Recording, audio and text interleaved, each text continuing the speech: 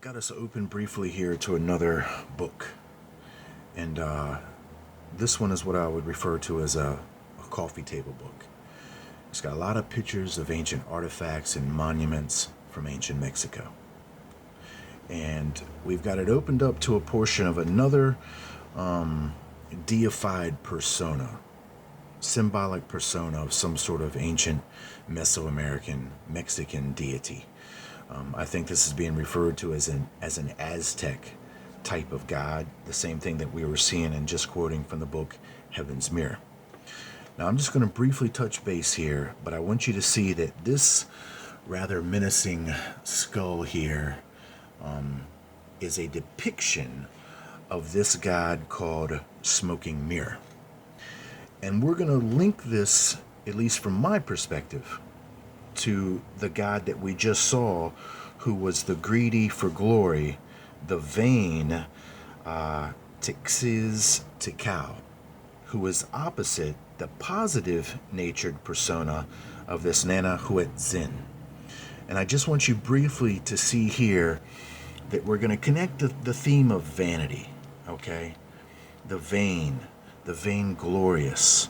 And then you got to think about even the connection to vanity with fair. You ever heard of a magazine called Vanity Fair?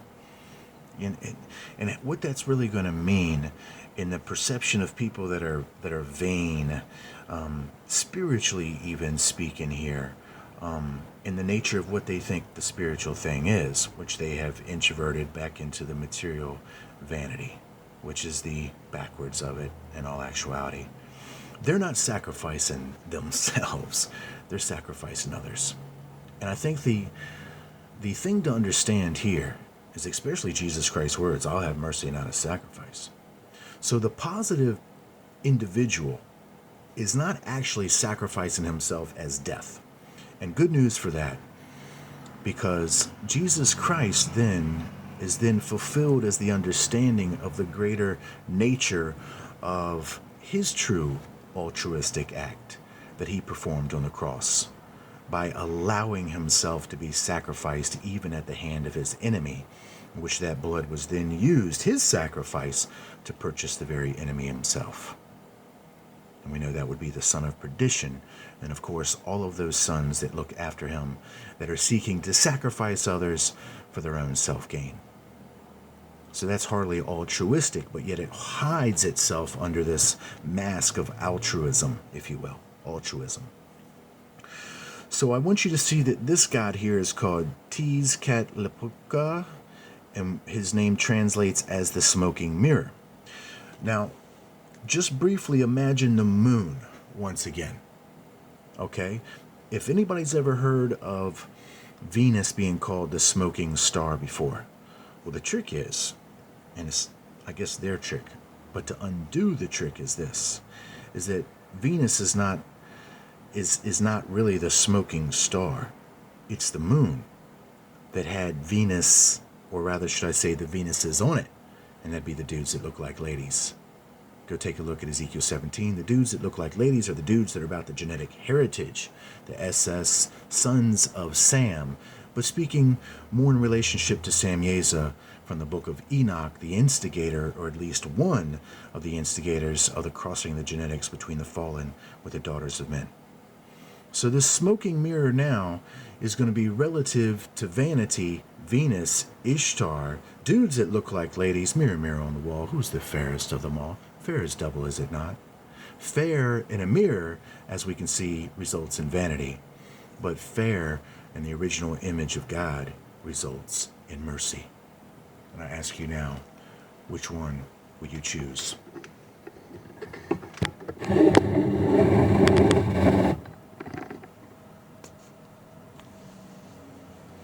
So we will come back here, and but now we're going to return to the connection to the book Heaven's Mirror, page 16 and 17. Now, that's what I'm trying to kind of get you guys to see here, hopefully. And I want to explain this just a little bit more, maybe the entirety of this video here, so that we can see some things that are important with it. This would be this would be the pyramid of the sun right here in this image. And then that's the pyramid that I'm standing on. And I'm looking out here to the pyramid of the moon, which is interesting enough to me because it connects here to what I told you is this ancient deified persona connecting with the name Nana. Even in the shape of the Nana, which would be the shape of the crescent moon, he's being called the bubonic god, which is incredible for a personal experience that I've actually been connected to. So what I'm trying to get you to see here is that, like I said, we've got a positive and we've got a negative. I want you to see that the negative now is this greedy for glory, who is arrogant and greedy for glory, the worldly, okay? And that's the material thing, you know? That's the thing that somebody is after to get, that material kingdom. They're willing to do anything to get it. Greedy for glory. They'll lie, they'll steal, they'll cheat, they'll plant cameras in your house, they'll try to buy your friends and family, they'll try to buy up every business in town around you. They'll encompass you, so to say. But you got to remember what Jesus Christ has said as well about that. Psalms 118, very important. So you can see that these two individuals are comparative of being in relation to some sort of idea of fixing the world, almost ushering in an age of enlightenment. But one portion of this deified persona or personas is seeking to do it unrighteously. It's still connected into a fire, but they're not willing to sacrifice themselves in the fire, willing to go through it for whatever it takes to get it done. They couldn't do it. They were cowards, and they had fear, and they created some sort of other mirror to reflect the image of that, at least what they thought it was, onto everyone else. And we can see that they couldn't be any more wrong, because it's not that type of fire, okay? Originally, it's a spiritual fire that you're sacrificing your lesser nature to. You're going to sacrifice yourself for the betterment of others, that you're going to take less so other people can receive more. You'll go through hardships so that other people can hopefully understand a greater truth of something, and if that's the cost that it takes for that truth to get out, then you will humbly accept it. You know what I mean? So there's a way to make a sacrifice for others, for your brothers, becoming their keeper, you know, doing what it takes to get this truth out. Doing what it takes, even if it's more than just getting the truth out. It's going to the very original center of this matter and bringing, once again, the original center to equilibrium. And if that's what it takes, then as we can see, this Nana Huet Zin is connected to that. But we can see the Mexican, at least ancient Mexican ideology here has, in my opinion, perceived it wrongly. And he goes, Nana Huet Zin, however, made an effort and closed his eyes, rushed forward and cast himself into the fire, and then began to crackle and burn in the fire like one roasting. So,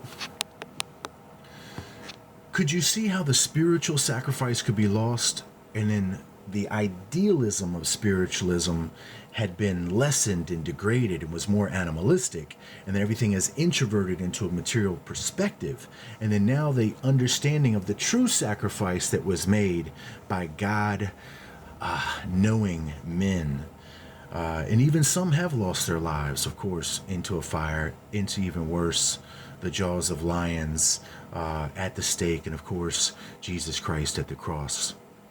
But as we can see, that at least bringing the enlightenment of a new age to mankind, it does not require death to do it. It just requires the sacrifice of oneself for the betterment of the enlightenment of the selves, of the people, of others. That's what it requires. So I think when Jesus says, I'll have mercy, not a sacrifice, it's basically taken away what this would lead you to believe, that there's going to be some burning of people and death to make things better. No, it's going to be the person who can put himself aside and go through the fire.